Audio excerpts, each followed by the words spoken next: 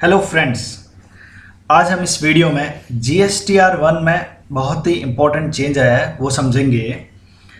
From January 2024 का जो GSTR 1 आप फाइल करेंगे उसमें दो टेबल्स को ऐड किया है, table number 14 and table number 15।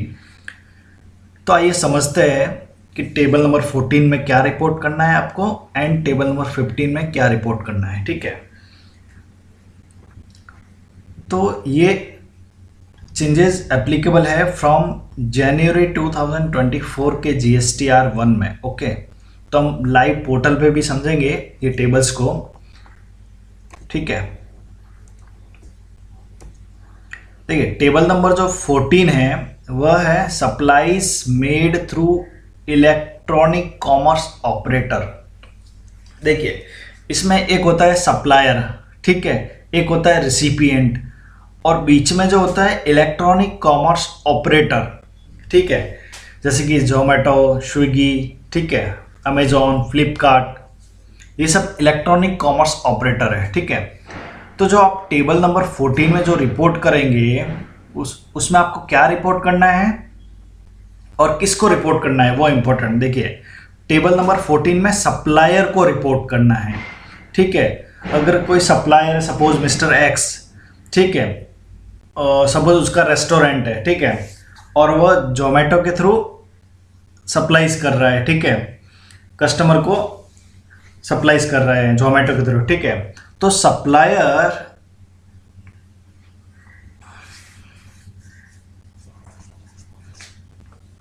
जो जोमेटो के थ्रू सप्लाईज कर रहा है उसको रिपोर्ट करना होगा अपनी GSTR 1 की टेबल नंबर 14 में। ओके, देखिए details of the supplies made through e-commerce operator on which e-commerce operators are liable to collect tax under section 52 of the act or liable to pay tax under section 9 subsection 5। तो supplier को table number 14 में report करना है। ठीक है, तो क्या क्या डिटेल रिपोर्ट करना है वो मैं आपको पोर्टल पे समझाऊंगा। नेक्स्ट टेबल 15 को समझते हैं, सप्लाईज अंडर सेक्शन 9 सबसेक्शन 5। तो टेबल नंबर 15 में किसको रिपोर्ट करना है? ई कॉमर्स ऑपरेटर को रिपोर्ट करना है। Ecommerce operator to report in table number 15।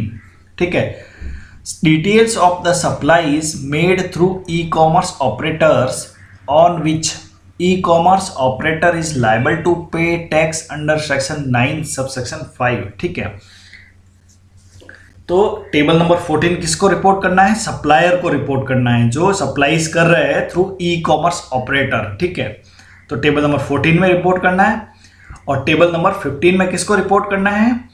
E commerce operator को रिपोर्ट करना है, सेक्शन 9 सबसेक्शन 5 वाली सप्लाईज। ठीक है, तो अभी समझते हैं सेक्शन 9 सबसेक्शन 5 क्या होती है। of CGST Act, the government may, on the recommendations of the council by notification, specify categories of services. The tax on intra-state supplies of which shall be paid by the electronic commerce operator if such services are supplied through it, and all the provisions of this act shall apply to such electronic commerce operator as if he is the supplier liable for paying the tax in relation to the supply of services।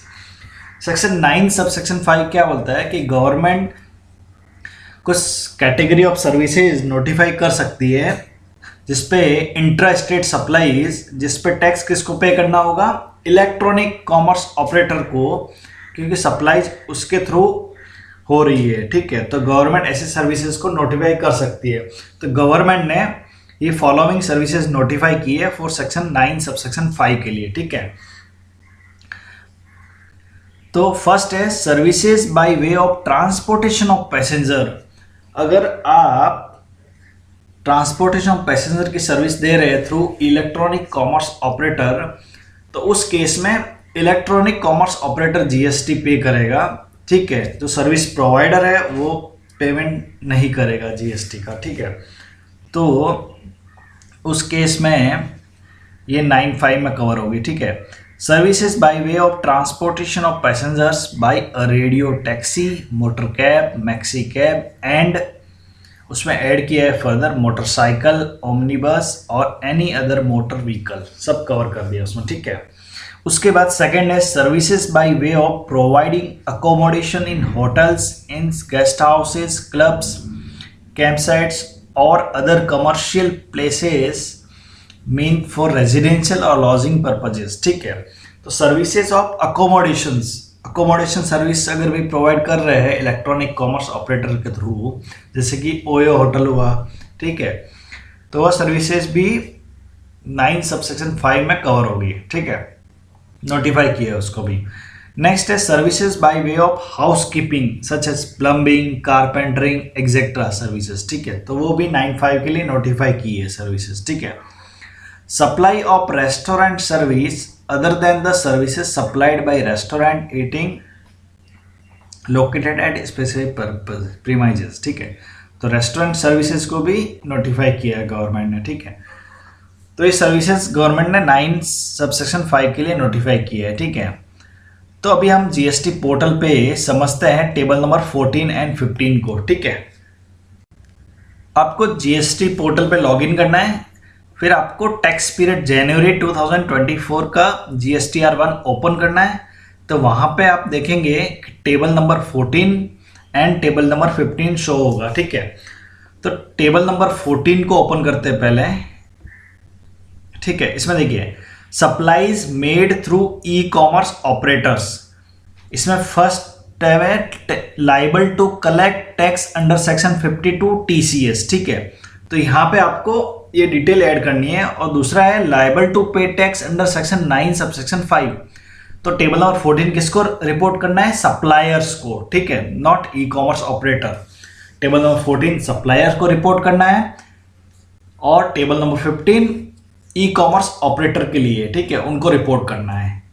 तो table number 14 में supplier को liable to collect tax 52 और liable to pay tax under section 9(5) दोनों को report करना है।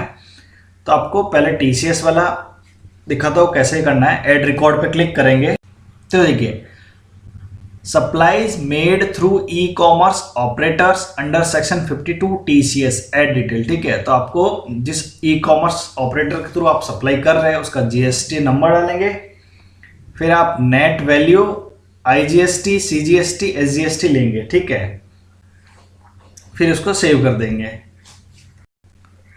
उसके बाद आपको liable to pay tax under section 9(5) की अगर कोई सप्लाईज है तो सप्लायर को ये भी रिपोर्ट करना है। तो यहाँ पे आपको 9(5) पे क्लिक करना है, ऐड रिकॉर्ड पे क्लिक करना है।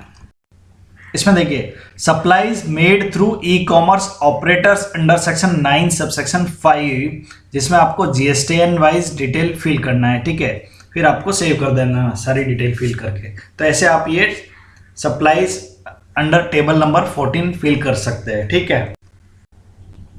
नेक्स्ट है table number 15 supplies under section 9(5) जो कौन फिल करेगा? ई कॉमर्स ऑपरेटर को फिल करना है, ठीक है। अगर आप सप्लाई कर रहे हैं ई कॉमर्स ऑपरेटर के थ्रू तो आपको फिल नहीं करना है, ई कॉमर्स ऑपरेटर को फिल करना है, ठीक है। तो यहाँ पे समझते हैं इसमें क्या डिटेल जाएगी। तो देखिए टेबल नंबर 15 में आपको ई कॉमर्स ऑपरेटर को रिपोर्ट क्या करना होगा? रजिस्टर्ड टू रजिस्टर्ड का डिटेल अलग करना होगा, रजिस्टर्ड टू अनरजिस्टर्ड, फिर registered to registered and unregistered to unregistered. 4 type की डिटेल ई कॉमर्स ऑपरेटर को यहाँ पे टेबल नंबर 15 में फिल करना होगा, ठीक है। तो ये 2 टेबल्स ऐड हुआ है, table number 14 and table number 15 in GSTR1 में फ्रॉम जनवरी 2024 के GSTR1 एंड उसके बाद के GSTR1 के लिए, ठीक है। तो आई होप दोस्तों ये वीडियो आपके लिए यूजफुल होगा। Thank you.